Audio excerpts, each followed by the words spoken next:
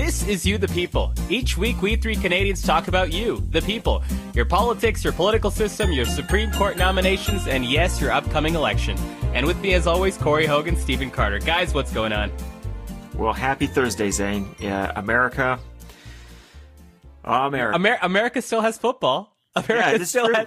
They have football and playoff basketball to band-aid over what seems to be, let's just call it, a gaping fracture in their culture, society, and political fabric. You know what? When you put it that way. Yeah, I'm not accepting the results of the Western Conference Championship, though. Yeah, I'm not prepared to say that I'm going to admit them.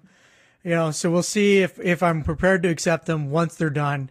I'll let you know. But right now, I'm not feeling very comfortable about the three-pointers. Yeah, so, I mean, speaking of mailing it in, Anthony Davis, after that game, he has not been.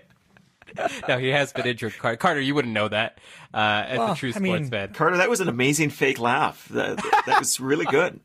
Yeah, for a guy who didn't know what he was laughing at, pretty good. Pretty good. Listen, I studied theater, guys. I studied the theater. I've got it all. I've got this all down. That's the laugh of a consultant who's been in one too many pitches, and the client makes a joke that no one needs to laugh at, but definitely should if they want to. Never the client. It's usually my boss. The genesis of that laugh. Just so you know, Corey, all good in your world? Yeah, I think except for the the decline of Western civilization, things are looking up for me. Things are not bad. That's good. It's that individualistic scent that we definitely need to follow.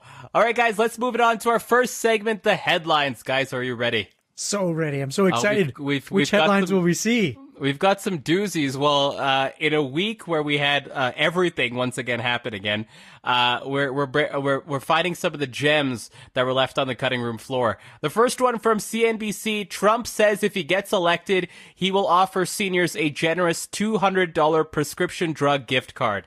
Now, I should mention in our country right now, the government has just announced their ambition for universal pharmacare, and of course, timing that with Donald Trump offering seniors who qualify, by the way, we still don't know what qualify means. Seniors who qualify will get a $200 gift card.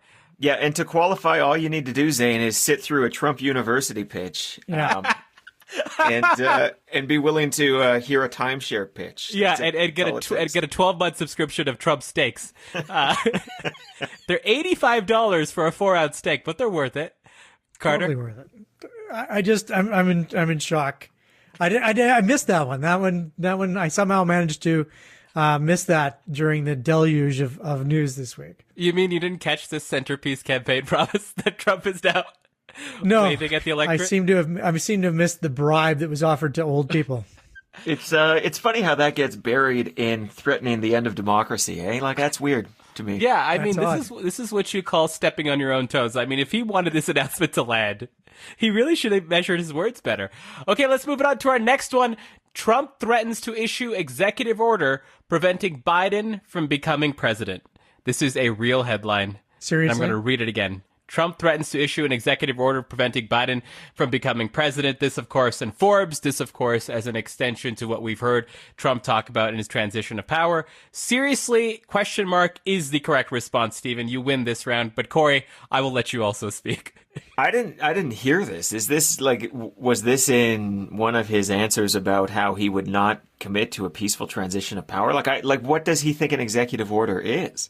Why does he think that? You're asking questions that no one on the inside of the White House is asking him, Corey. You're what they call a dissenting voice that is not welcome at the table. Oh my God! Wow. Okay. Well, you know what? I was wondering how he was going to cancel the election. I just didn't know it was an executive order. That's easier than I thought it would be. Yeah, I did not expect it would be that easy. I am a little bit in shock. So I'm going to read you some details from it. So in a wide-ranging speech at a campaign rally on Saturday night, President Trump ramped up his attacks against Biden, calling him the dumbest candidate of all time, okay, and went so far to declare, maybe I'll sign an executive order that we can't have him as president any longer.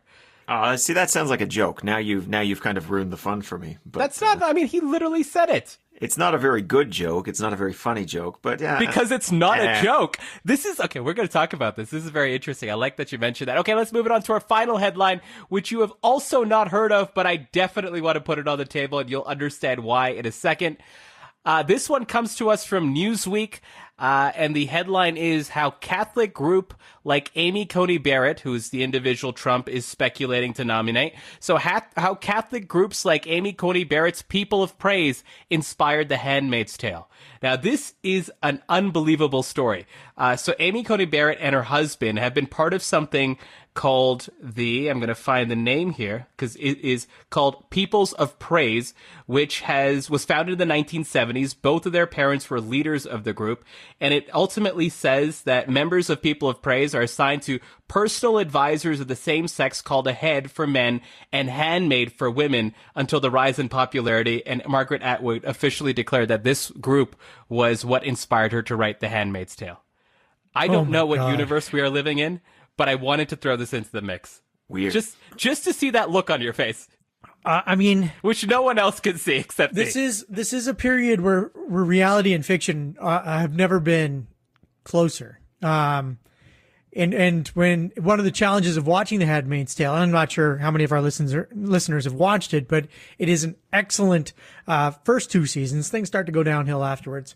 But the idea, the challenge of watching it was watching the United States kind of propelling themselves towards this, to hear that this, Supreme Court, someone that's being considered for the Supreme Court, would have had any, inspiration is just mind numbing. It's just, and you know what? I accept it at face value. I believe Margaret Atwood when she says it, because this is just the time when everything is circular. Everything's coming back. Everything makes sense when these discussions happen. I'm just flabbergasted. Corey, we'll talk about what the process for vetting a Supreme Court nominee is in a second in one of our segments. But any reactions from? And I feel like this headline segment is me just breaking news to you guys now. Yeah, this is a little bit much. I feel like that is what it's become, which is totally fine because I broke this news to myself 10 minutes before we started, so it's all good. But Corey, any reactions to what you've heard? I don't know. I mean, hey, look, another Canadian angle, Margaret Atwood. That's great. Do you think she was at Swiss Chalet when she came up with that, or what? Oh, no, she was definitely not. She was at Tim Hortons having a cup of coffee. Oh, that's just cliche. Get out of here. Yeah, Carter, come on. That's nonsense. Be better than that. I should have said Harvey's. I don't know what's wrong. You should have said the Real Canadian Bagel Company and just been done with it. I should have. I don't know what's wrong with me. I'm just bad. I'm just the worst. You are the worst Canadian. Okay, let's move it on from our headlines to our first segment. Your third time in 4 years. Guys, I want to talk about Donald Trump's opportunity to have his third Supreme Court justice in a span of just, less than 4 years, considering it was a January start to his presidential term, if he's able to ram this through. You know, we've talked about this a bit before in our other podcasts, The Strategist, but now let's talk about some of the stories and the developments that we've seen this week. And perhaps let's start here, Corey. Give us an outline of what you think the risks are for Trump. Let's just get into it. What are the risks for Trump right now if he tries to jam this through? I think the risks are pretty minimal, Zain. I think that his base will support it. I think that Democrats are already at 11, so it's pretty hard to dial them. The needle is buried. And what it does allow is it allows to have a issue that he can talk about instead of COVID-19. And that will allow him to change channel, perhaps to something other than threatening the end of U.S. democracy. So it seems like a pretty good strategy. I don't know why he wouldn't swing at this. I don't know. He is. What are we going to see Trump? And also, can I just say, like, this norm that everybody's mad about him breaking was a norm that we thought was outrageous 4 years ago, if you were supporting Democrats. So it's hard for me to get too worked up about it. And it does sort of make sense that he would push this forward at this time. Carter, any risks? I don't think so. I think that Corey's point that it's already dialed up to 11 is probably right. People have lost their collective shit about this. I think if you're concerned about where the direction of the Supreme Court's going to go, having 3 appointees in one single term, I think Reagan had, Reagan had 3? in 2 4-year terms. So this is unusual. This is unprecedented. This is what happens when you push off one of the nominations from the last year of the Democratic president and bring it into your own. For me, this is, that seat was pretty stolen in the overall scheme of things. But the way that they have framed it and the way that they've made this so partisan, like the fact that we're seeing U.S. senators commit to confirmation process without knowing who the nominee is staggering to me. And when you kind of go back even to Ruth Bader Ginsburg's own confirmation, it was 96-3. This was a bipartisan process that looked at the qualities of the person who was nominated. And even though she's apparently, if you read the right-wing news, an abortion-loving Satanist, she got 96% of the senators to vote for her. So, that was, that wasn't that long ago. And now we're seeing a complete, reversal on the norms associated with the Supreme Court. And it doesn't matter which side you're on. The norms are going to be upturned in the next few months, I think. Corey, were you surprised that the liberal hope Mitt Romney also sided with saying he's going to confirm this process? No. And I put liberal hope in quotes sarcastically, if you can't hear that in my voice. Liberals need to start picking better heroes, by the way. They're waiting for Mueller to save them. They're waiting for Mitt Romney to save them. That's just not going to happen.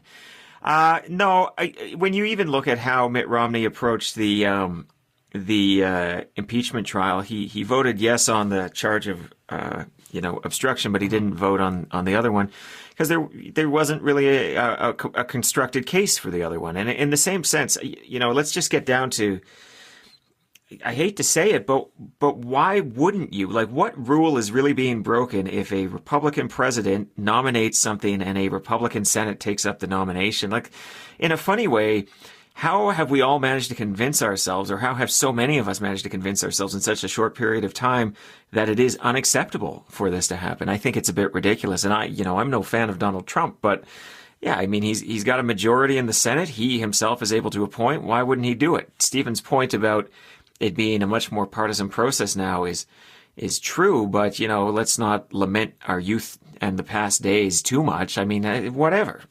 No, you make a very interesting point, Corey. Carter, any speculation as to how and why we've gotten to this point? I want you to use my words against me. I want you to use my words against me from 2016. I want you to use my words against me in 2018. So it's not, you know what? If you're going to just say this is the process, we control the Senate, so fuck you, that's fine. Right? That's the system that was created by the framers. But don't put us in this position where you're saying, I'm not going to do this because I want the people to have a voice. I want the people to choose the president that's going to choose the next government.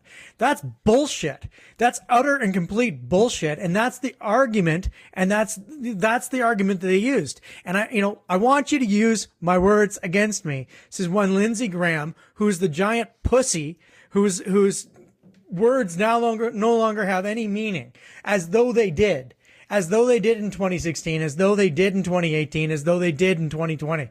They don't stand for values. They stand for power, which is fine. If you're going to stand for power, then just stand for power. Done.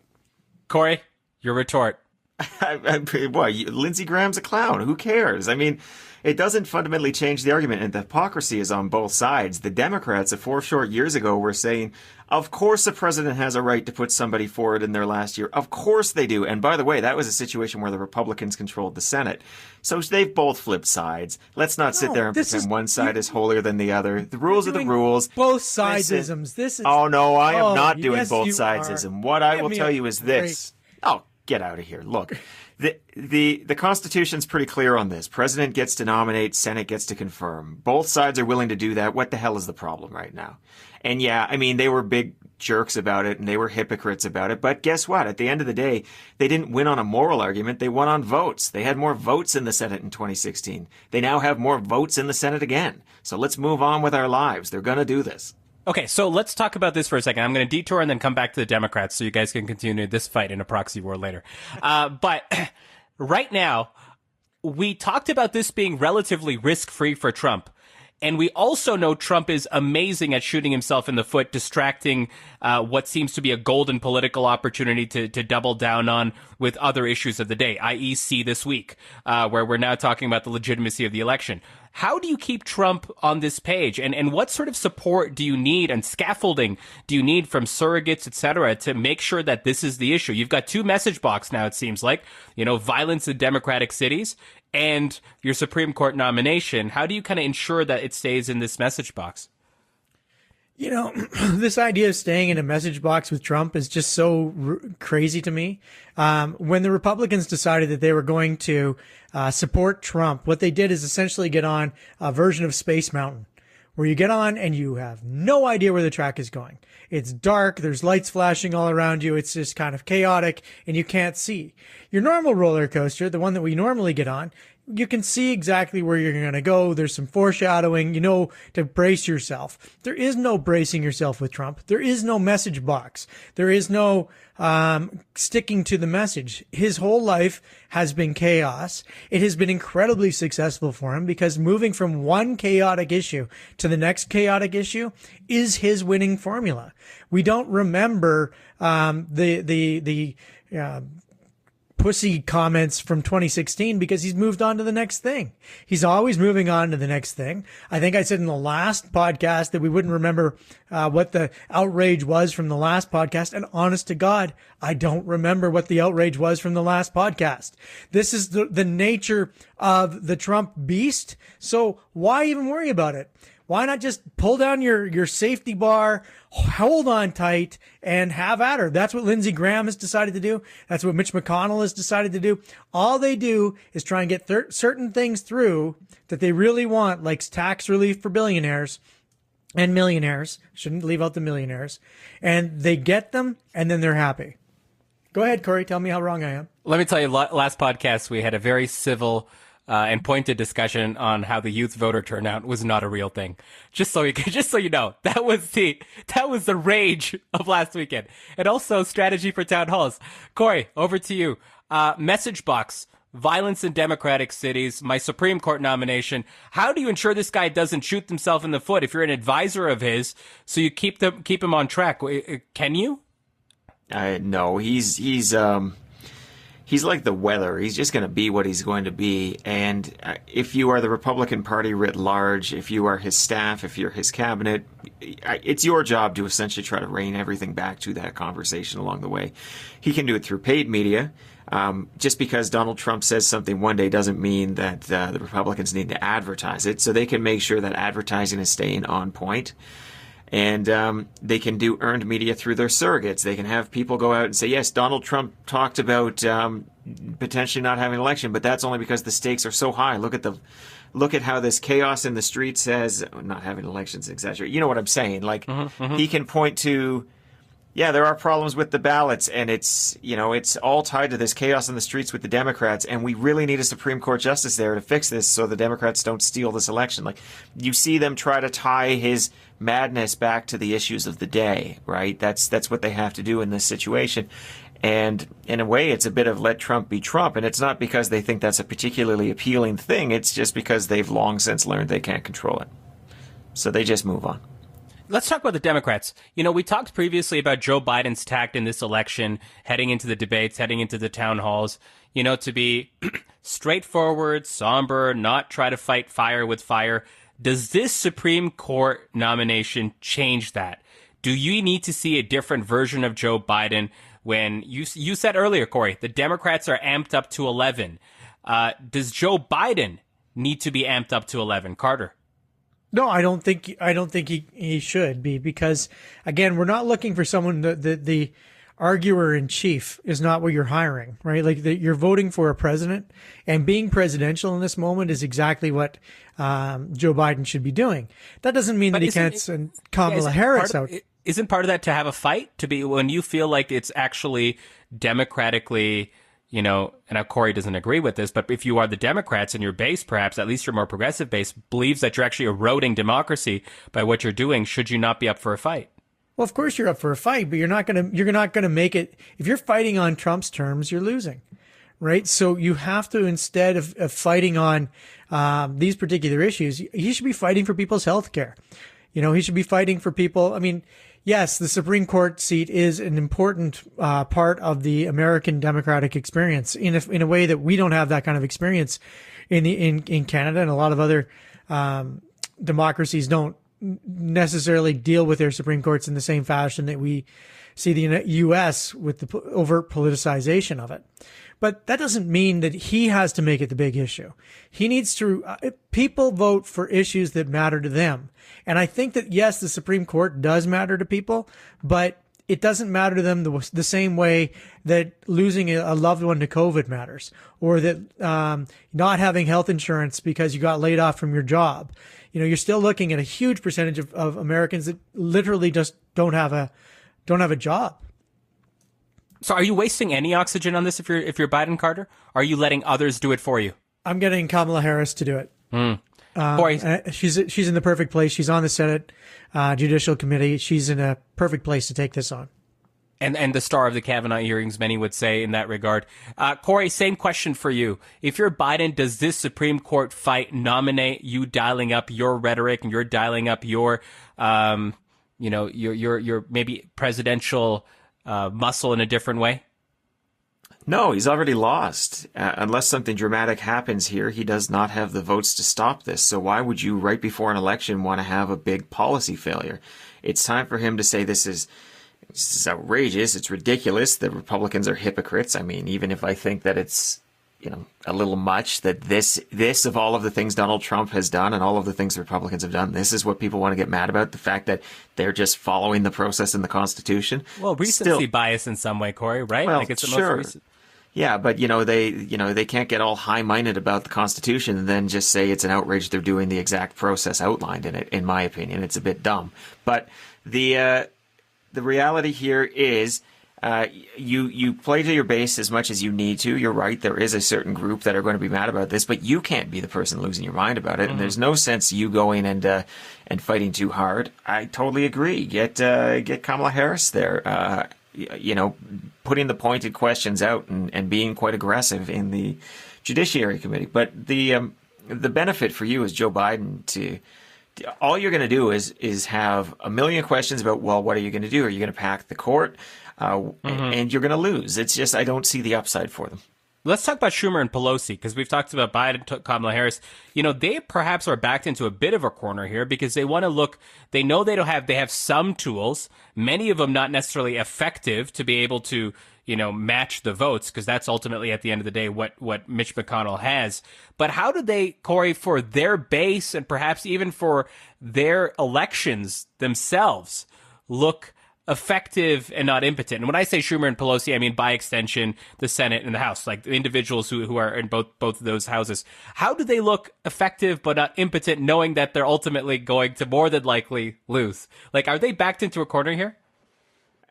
Well, it's Schumer's problem more than it's Pelosi's problem, because of course it's only the Senate that votes on confirmation. But if you're Schumer, you make sure you hold your votes, and you don't want any Democrats drifting across the aisle, which is still a possibility. It's always a possibility. And you just say that you fought the good fight, but you need more senators, and you turn this into a case for the Democrats to control the Senate. But you got to know you're going to lose, right?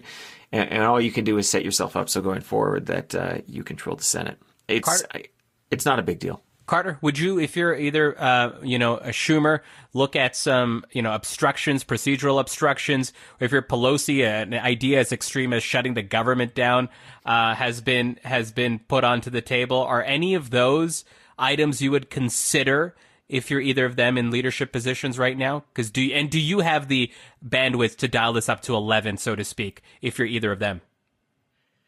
How many days are we away from this election? Is it 40? We're under 40 now, aren't we? 40 maybe on the dot. This is, you don't have a lot of options for dialing it up inside that legislative process. You really want to focus it on tight messaging at the at the electoral level, right? Mm-hmm. And that's where having a strong Senate hearing with Senate stars like Kamala Harris is fine. But as soon as you start to weaken that, and as soon as you start to undermine that process and that piece by having the rest of the House stand down, I think you're really missing the mark. What you want to do is try and build a really strong commitment to getting this out there and getting this seen by Americans, and don't undermine it by shutting down government. Don't undermine it by shutting down the House. Focus on the Senate process, making the Senate the story for the next, for as long as you can. Really, if you can make it last for 30 days, then for your key committed voters, you're winning. And that's what you want. I don't think you want to distract from the actual process by layering in a number of issues and components that aren't really a part of the overall message. That's where you really have to dig in. Is just, what is my core message? What am I trying to get across? And once you've got that comes from the Senate. It doesn't come from the House. Let Pelosi and her people go and do their never-ending campaigns to hold on to their seats. Corey? Just writ large, the Democrats should be careful about taking this bait. Donald Trump's very unpopular. The idea of Donald Trump appointing the next Supreme Court justice is less unpopular when you look at some of the polling that's out there. So I think that they need to be mindful that if they move the frame to a Supreme Court battle, there's a chance that they're playing into the Republicans' hands. Even a majority, like the polling I'm seeing, and maybe it's different than the polling you're seeing, Corey, but the polling I'm seeing, people don't want, they think en masse, even close to a majority of Republicans think that the next president of the United States should pick the next justice. That's relatively, so just letting the process unfold. Maybe we're saying the same thing. Letting the process. No, it's the wrong question. It's the wrong question. No, it's not. The Canadian or Americans do agree that the winner of the election should get to choose the Supreme Court justice. But when they do the wording, if Donald Trump selects a nominee for the Supreme Court before election in November, do you think the Senate should or should not act on it? A majority, at least in these state polls I'm looking at, say yes, he should act. It flips. So as soon as Donald Trump acts, they believe that it should act. So there's this question of fundamental fairness where they say, yeah, it should be the president who gets elected. But they actually care more about it just happening if it goes forward. So people need to be careful, and they need to look at the polling. And we say this all the time, but when you look at polling, you have to be aware of novel concepts. Most Americans do not walk about their day thinking, is it right for the president now or the president later to select the next Supreme Court justice? But when you get down to brass tacks and say, okay, well, if the president does decide to do this, do you think it should happen? Americans say yes, or at least Republicans say yes. And more Americans say yes than say they like Donald Trump. And that is my fundamental point here. You are going to an issue that is more popular than Trump himself. Let's finish off with this, because both of you tweaked something in my mind, which is, what should the Dems' message be coming out of this? Corey, you've hinted at it for what it is for Schumer. It should be about converting this whole moment around we need more senators so shit like this doesn't happen. So maybe I'll go to you first so you can kind of complete that, rapid elevator pitch, so to speak, as to what the Dems need to have on their key message out of this Supreme Court nomination fight. I know that's a big task for you, but I just want to throw it out there just to see what your rough thoughts are. I don't know. The Democrats need to keep their eyes on the prize. We have a global a pandemic is global by definition. We have a pandemic. We have a terrible economy. Don't get distracted. These are issues that are incredibly charged, and I can understand why you would want to be involved. And a week ago, I thought maybe this played into the Dems' hands more than the Republicans, but all of the polling in the last week makes me think otherwise. They need to be mindful of that. And so what they need to do is do just enough to keep their base satisfied and motivated, but not so much that this election becomes about the Supreme Court justice. Because that's a losing issue for them, is what you'd say. Yeah. Carter, let me just put it this way. It's more losing, or it's better for Donald Trump and the Republicans than talking about Donald Trump is. Yeah, fair enough. Carter, same question to you. What's their keynote sort of elevator speech by the Supreme Court fight? Well, I think that it has to be carried by by Senator Harris and the other Democratic senators. They should try and delay the process as much as possible. But I actually want to answer the question in a negative, not in the positive, what they should do. I want to answer the question what they shouldn't do. And there's two things that are happening right now that I don't understand. One is bringing up this idea that you're going to make DC and Puerto Rico states in the union, state 51 and 52. Don't change the rules of the game. And this goes to the second point as well, which is we're going to add more justices, right? When we own it, when we control everything, we're going to add more justices. Fine. If you want to do those two things, I'm in. I'll go all nihilist like Corey has and say, whatever the rules are, follow the fucking rules. And if you can control the House and you control the Senate and you control the presidency, then why not control the judiciary as well? Go for it. I'm all in. But and impeach some justices while you're at it. I'm all in. You've got the capacity, you've got the power to do it. But don't talk about changing the rules of the game while you're still playing the game. You're playing this game. This game is about the economy. This game is about healthcare. This game is about Donald Trump to a lesser degree. This is about the electorate. And I'll tell you something, statehood for Puerto Rico. What does that mean for me? Do I have to pay more taxes for those Puerto Ricans? Do I have to, DC? Isn't that where isn't that the swamp? Quite literally, isn't that why it's called the swamp? Why would you bring up changing the rules of the games? This is where Pod Save America makes me want to just fly down to Los Angeles, smack them up the head. This is not the time to be talking about changing the rules of the game. The rules are set. Follow those rules, win, then change the rules of the game. Do I have to pay more taxes for those Puerto Ricans? And that's the first time Stephen has said that, actually. One of his... Jesus. Jesus Christ. One of his... Zane. More commonly... Thanks for having my back, brother. More commonly used phrases. Corey, did you want to... I saw a hand up. I wasn't sure if you wanted to jump in before I move on. No, I think that's... I agree with that rant of Stephen Carter's. I have not exactly been in alignment with all of his rants tonight, but hey, that one's okay. Let's move it on to our next segment. It's clear by now, right? Guys, it seems to be becoming clear, one of the advantages of Donald Trump as president is that he's the type of guy that really can't keep the secret he has in his head to himself. So he tells everyone. And what he's told people this week is that he wants to rush towards getting a new justice confirmed because he needs the federal courts in the right way so that we can make sure we count the votes on election night, that none of this mail-in ballot stuff gets complicated. And then, of course, he declares at a press conference at the press podium that he did not commit to a smooth transition of power going forward. Peaceful transition of power. Let's be clear. It seems like Donald Trump is planning to declare victory on election night, regardless of uncounted votes by mail-in ballot. It seems like he's planning to, so to speak, steal the election and wants his judges on board. And so I want to start with that statement. Corey, am I being hyperbolic by saying that, or does that sound more like the truth after what we've heard from Donald Trump's head to his lips out into the world this week? Let's start here. I find it increasingly difficult to talk about Donald Trump and not sound hysterical, right? Mm-hmm. Because he continues to break these rules, and it is a frog in water thing. He starts by saying something like this when he's out of power, and you're like, well, what can he do? He's not president.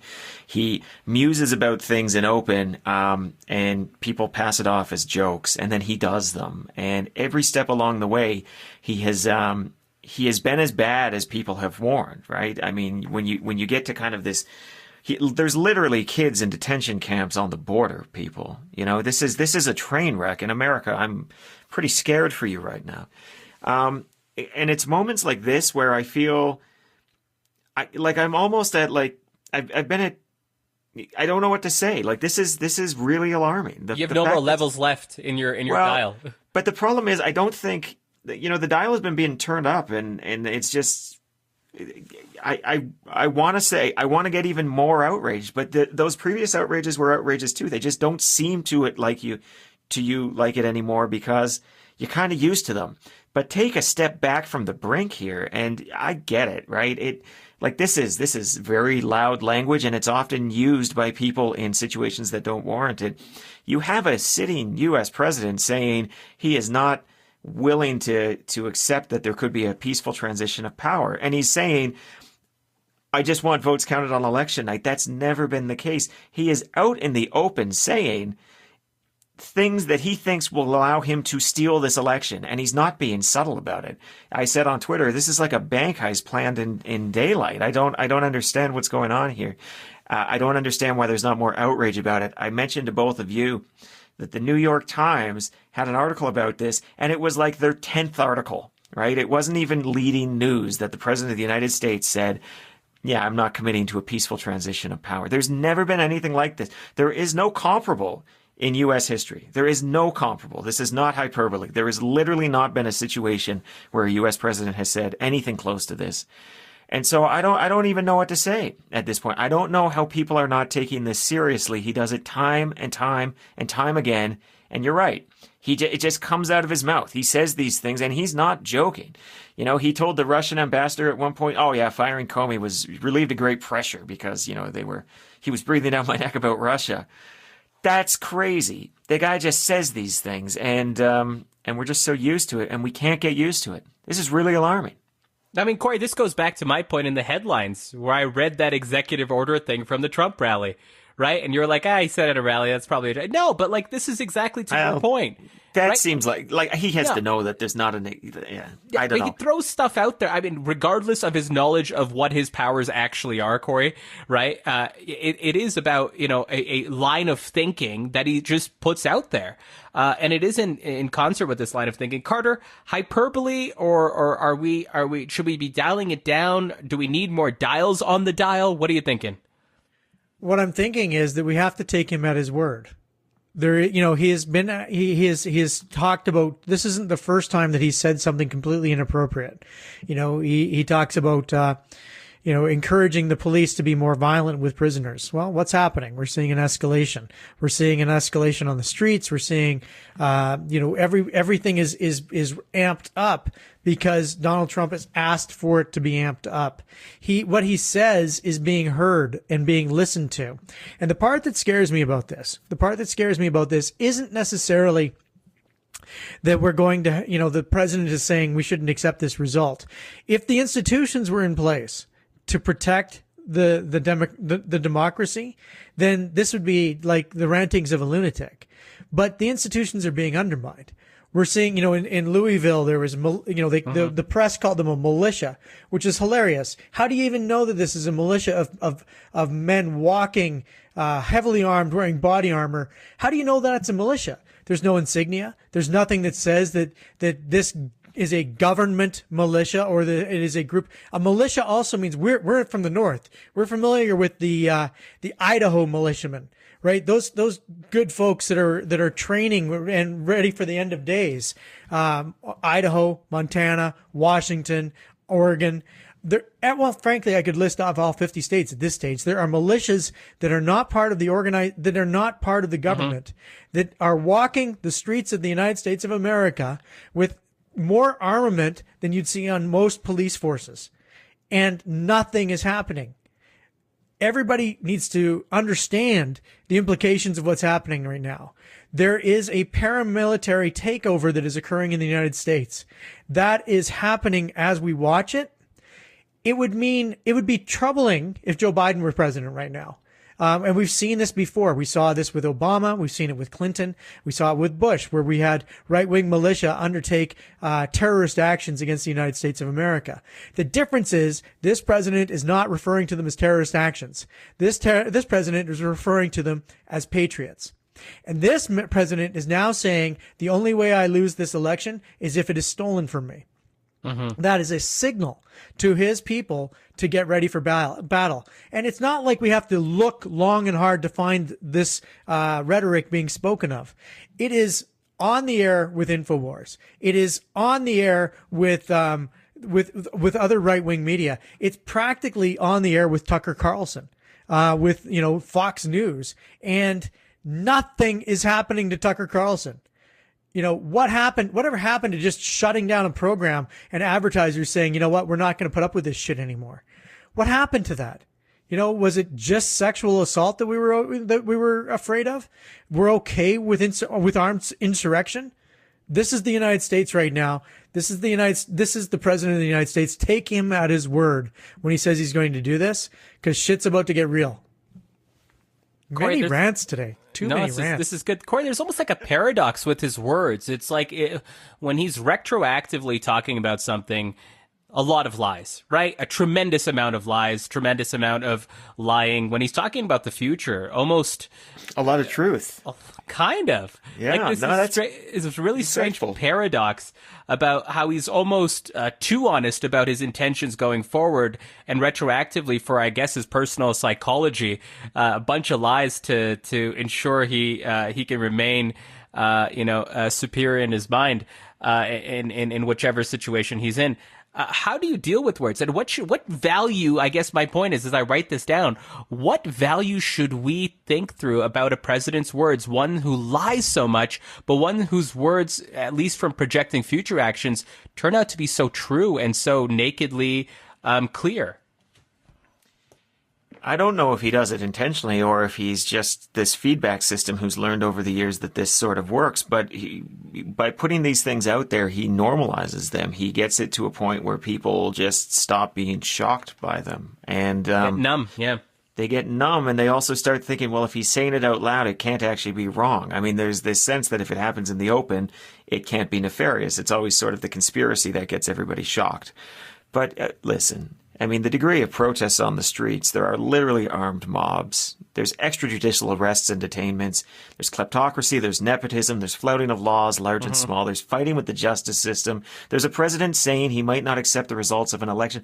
What is it going to take? What do you think the end of a democracy looks like? And I mean that sincerely. Sit and think to yourself, what does the end of a democracy look like if you don't think it looks like this?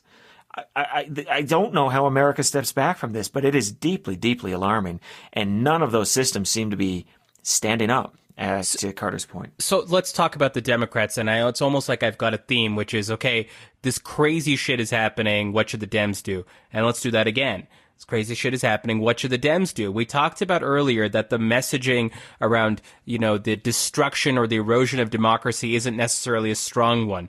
That was about 3-4 weeks ago. Carter, is it a strong one now? Is that what they need to be talking about? Or are they laser focused on getting their vote out? Especially when a guy says, I'm not going to count your fucking mail-in ballots. That's what he's literally saying to us. So if you're the Dems now, are you focusing messaging, attention, and tactics to democracy, or getting out the vote with 6-8 weeks left? The demise of democracy is not going to be a core voting issue for anyone. I'm sad to say. You must focus on the voter and the voter's inherent selfishness, right? The ability of the voter to put themselves at the top of every issue chart is unparalleled.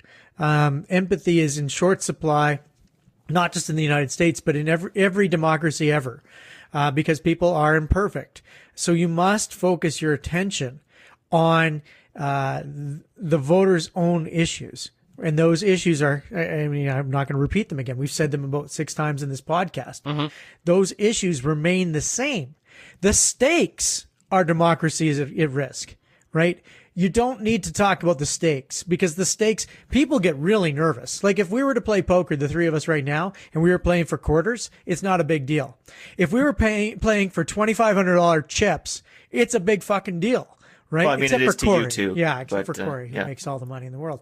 But this is the challenge. If you start talking and focusing on the stakes, people get nervous. People will start to react in ways that we can't predict. Focus on the voter, focus on what's important to them, give them the story that they need to elect Joe Biden, and then fix it. And the scariest part, if the Democrats win, it's probably going to mean more unrest than if Trump won. Just hold on to that thought for a second. Corey, same question to you. How do the Democrats straddle getting out the vote, voter mobilization, and this literal erosion of democracy that we're seeing in front of our eyes? It's too late to teach people about democracy. If they weren't paying attention in 8th grade civics, it's going to take more than 40 days to tell them about it. Stephen Carter is exactly right. We need the Democrats need to, and we need the Democrats to stay focused on the issues at hand. They need to understand that that people are ultimately fairly tactile in their vote, and I mean like in that they want to feel things. Like, what does it mean to them personally? And lighting your hair on fire about democracy will probably not work. I've said it before. I wish it would. And Donald Trump, as I was sitting here, I was thinking, Donald Trump is climate change. People have been warning you forever. You look at individual events like the odd forest fire, and they're easy to dismiss as one-offs. It's easy to find parallels. It's easy to find excuses. But step back. The number of forest fires is telling you something. Yeah, that's an excellent analogy, Corey. That Very really good. shows the, because it sneaks up on you, right? It sneaks up on you. That's bang on. Yeah, I mean, earlier in the podcast, you said he was weather. So, I mean, which one is it? Is it weather or climate change? Because I don't think climate change exists, just so you know. Let me ask you what might sound like an extremely stupid question, but I think it's worthy asking because I'm curious about it. If you're the Democrats right now, you're probably thinking you're going to lose on election night as it relates to E-night voters. Your mail-in votes won't be cast. Are you encouraging more of your base right now to vote in person? That might sound stupid, but what are you trying to do, and how are you planning for E-night? Like let's say you guys are Dem strategists right now. You're brought in to plan the election night and saying, okay, here's the scenario. You're gonna lose, but you've actually more than likely won. What are you doing right now, 40 days out, and what are you doing on election night? Loaded question, but I want to get into it. Carter. Well, I mean, actually not a loaded question, not a stupid question. Saw today articles talking about how the Democrats are starting to change their strategy to be focusing on the in-person vote because they are scared. They've also started to put an awful lot of attention into Florida, which is going to be counting their mail-in ballots early. That's part of their process in Florida. They take their mail-in ballots. They're all in place by election day. Then you can also take a look at some of the statistics of what's happening in the open data states. There's only a few open data states that are showing how the Democrats and Republicans are dealing with the mail-in ballot requests. I think Georgia and North Carolina both have enormous Democratic pickup. So you can point to these statistics because it will be more known on election night how people have responded to the challenge of putting together the election night issues.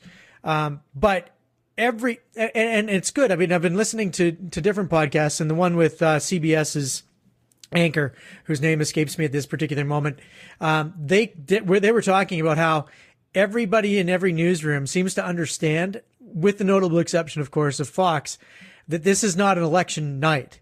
This is the day of the vote, and the election results are going to come in later.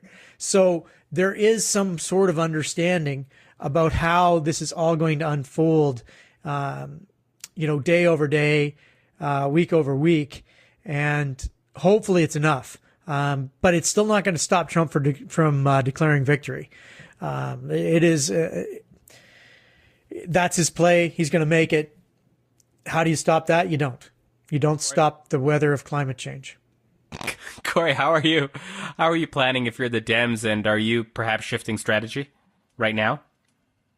I like what Stephen said there a lot. Being able to point to where mail-in votes have come in and what they look like for the Democrats is good. I would say Florida is a bit of a concerning case if you're the Democrats, because I suspect there'll still be a lot of Republican mail-in votes there. And you may actually find Trump points to that and says, well, see, it's not going to change anything. And in these rotten boroughs, look at all of these votes now coming in that are more Democrat than Florida, where they do things right and they counted them, whatever it is, right? You really have, there's two problems here, right? It's not that these votes are coming in late. It's that Donald Trump is claiming that any vote that is done by the mail has the risk of being illegitimate. Mm-hmm. And you only know for sure that votes in person are legitimate.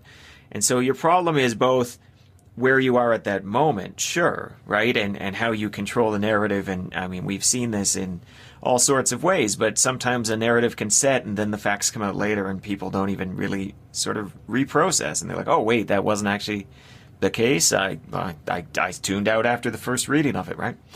But the other problem is not just the timing of it, it's that your votes are coming through a mechanism that this guy has been declaring illegitimate for a long time. And if there is a real cleave between these two modes, in a way, that sort of reinforces Donald Trump's narrative, right? Or at least it plays into his narrative is probably a better way to put it. So you can't just sit there and say it's about the counting. I mean, I know that, I think I was the one who said a few weeks ago, you've got to get out there and say, it's election day, it's voting day. And when the voting concludes, the counting starts, and the counting can take some time. But it's more than that. People have to be roughly confident that there is a legitimacy to the mail-in vote. So if I'm the Democrats, I am putting some effort into making sure people know this is the same process we've done a long time. Here's what the checks and balances are.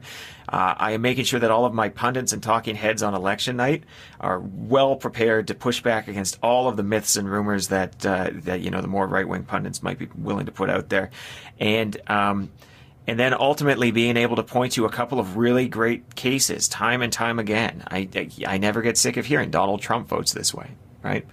It's not, I wish there was a silver bullet. I wish there was a brilliant thing I could say that'd be like, okay, that's no problem now. Everyone will know mail-in voting is safe, but it's actually just going to be a grind, and it's going to require message discipline and focus. And they have to remember it's not just about when votes are counted. It's the very nature of mail-in votes that is going to be under attack.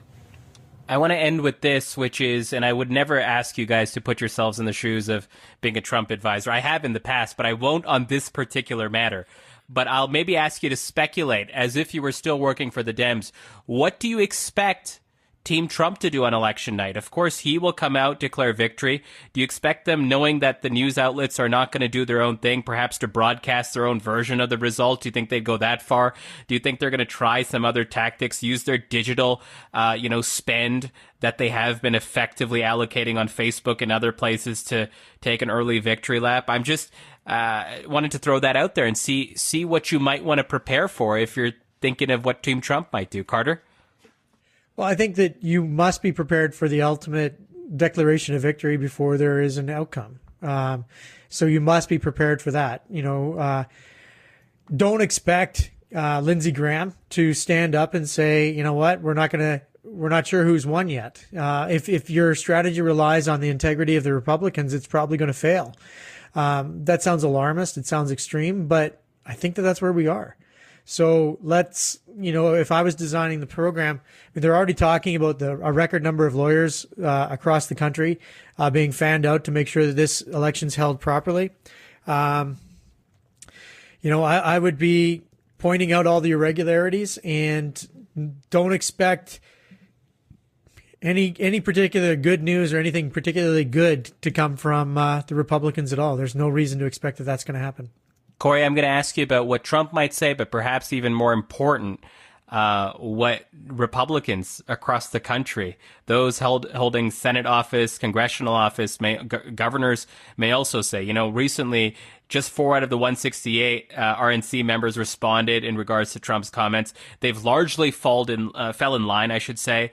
Do you think they will do the same on election night if Trump declares victory? Well, I was reading a New York Times piece either today or yesterday on this very matter. Well, in a sense, it was the number of Republicans who were willing to say in some way, shape, or form that Donald Trump, or actually even get on the record about Donald Trump saying maybe there won't be a peaceful transition of power. And something like of the entire Republican National Committee, of which there are almost 200 members, I think. Maybe I'm wrong about that. 2? They could reach for comment. Yeah. 1 of the 26 Republican governors was willing to be on record and say, like, hey, no, I think you should have a peaceful transition of power. And the others all kept their fucking mouths shut. Yep. The New York Times quoted a Republican election lawyer saying senators are limited in how much they can criticize Trump on this matter, even though they disagree with him. Yeah, where are their higher ideals? They would not even be. I don't want to touch that. The idea. I'll just sort of drift with Trump on this one. I mean, I share Stephen's concern that the Republican Party is not going to save the union. I am curious what the tactics are of election night. If you're Donald Trump, you can't declare victory too early, because then it's just clear that you're trying to run out and say it. But you declare it too late, and hey, the people are going to count votes. So I suspect that you're going to have somewhere around, say, midnight, just when the public is like, oh my God, we're still counting this. Donald Trump will come out and say, well, we've got enough results to know. No network will have called it. Yeah. No network will have called it. He will go out and say, we've been getting reports back from everybody. We've been, our online polling. You can see the results here. It's clear the people have spoken and I am president. And we don't, we don't need to wait for I actually don't know what the next words are. And I'm curious to see, although I do believe there are probably next words. I think we're in for a wild night. Carter, any final reaction on that? No, I just think that, the normal situation would have us being able to rely on the opposition, right? But that's gone. There are no, if no one's going to signal now that they're not going to let Trump steal the election, why on earth would we think that they're going to signal on election night that they're not going to do it? Can you imagine a situation where Mitch McConnell stands at the lectern and says, it's obvious to me that Donald Trump has lost and we've lost the Senate. I look forward to handing over my leadership to Chuck Schumer. Is that perfect that Mitch sound McConnell true? impression? By the way, I just wanted to let you know that was a dead ringer for Mitch McConnell. I think you're making fun of me, but it was incredibly good.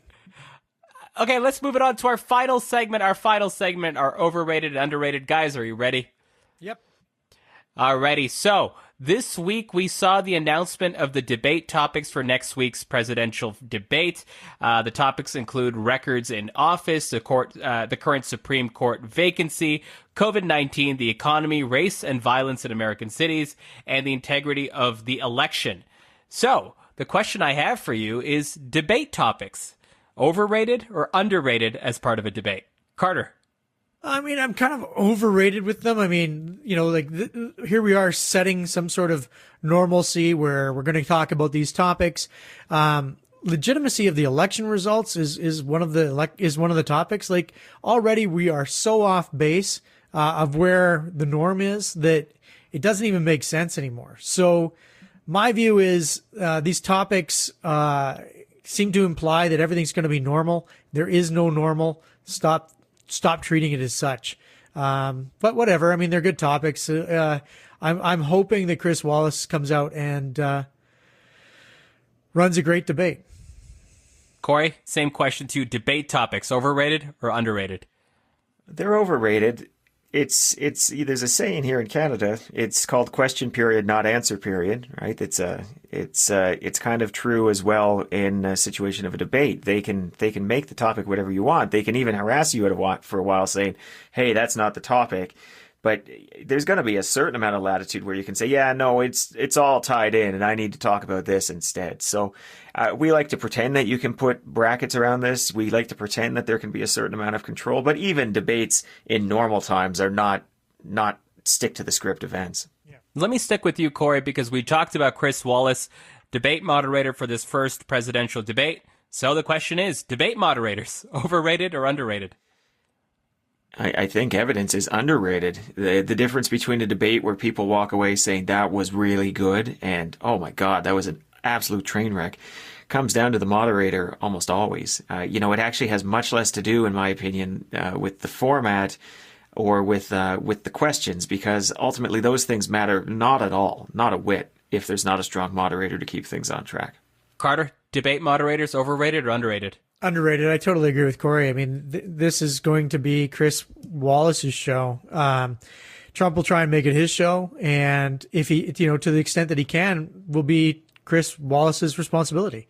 If they allow certain behaviors, then that behavior comes to define the debate. The Republic rests on your shoulders, Chris. No pressure. Yeah, no pressure whatsoever. We're leaving it to Chris Wallace to save That's America. Great. If it goes well, he could sell the movie rights. I mean, that's an upside. He could definitely sell the movie rights. Chris Wallace saves America. Final one for you guys.